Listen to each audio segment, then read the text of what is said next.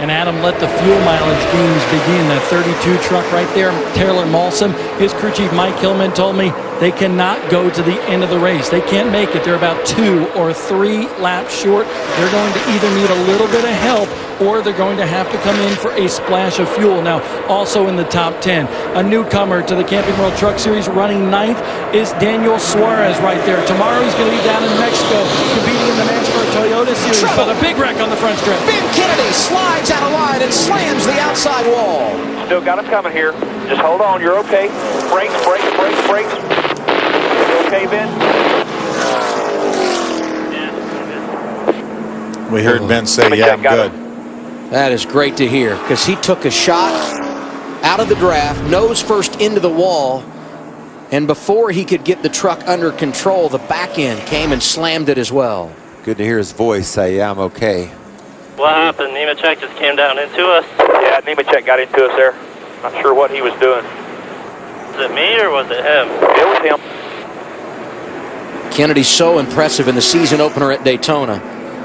Led 52 laps after starting on the pole when qualifying had been rained out. He was quickest in practice. That's what got him the P1 starting position at Daytona in February. That's something you rarely see is a single truck crash here at Talladega. Great point. That was just a lane change on the back straightaway that caused a big pileup earlier in the race, and now the racing looking a whole lot like it did earlier, side by side, 2 peaking at 3 wide, and Ben Kennedy gets turned into the outside wall. Yeah, the outside line had really made some ground up. John West Townley was leading both the Brad Keselowski trucks, and now they all run up in the top 5, and people were just fighting for position either in the inside line or the outside line, and that sounds like that's what may have happened to Ben Kennedy. Looked like maybe Joe Nemechek clipped him. What about the life for Ryan Blaney? We get a pass-through penalty. We lose a lap. We're off the lead lap. Just a few laps later, things change quickly at Talladega. Up inside the top 5. That truck's been strong all day long. He's led the most laps. He's been there all day long.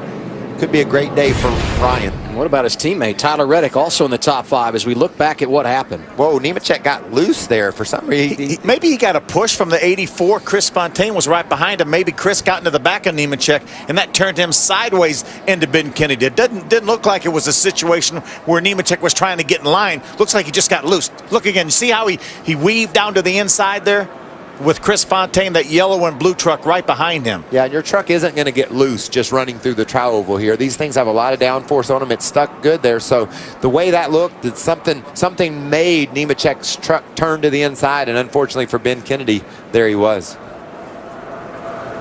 Boy, it sure has a look like maybe Chris Fontaine got into the back of that 8 truck of Nemechek, and unfortunately Ben Kennedy sure paid the price. Paid it twice. Yeah, that second hit was hard too. On board with Matt Crafton. How many times has Matt Crafton seen this kind of stuff, Phil?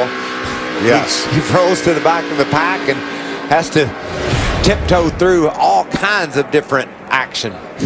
The radiator knocked out of the truck. Yeah, wow. Radiator and oil cooler sitting on the racetrack there out of Ben Kennedy's truck. Now you saw the trucks come down pit road. We are not under the red flag here at Talladega. They're just doing that so the trucks can avoid the debris on the front straightaway.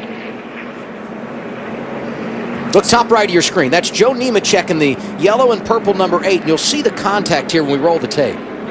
Yeah, but we don't know how he got over there. That's a strange looking place for that truck to be. There was a lot of space between he and Fontaine, so if there was contact, it was well before we caught it there.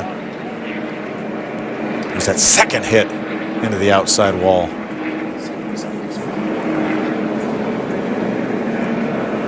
See, it looks like the blue and yellow truck of Fontaine is right on the back tailgate of the 8 of Nemechek. I gotta believe there must have been contact to cause Nemechek's truck to do what it did. Well, Nemechek almost wrecked himself. That truck was out of control, and he just happened to hit Ben Kennedy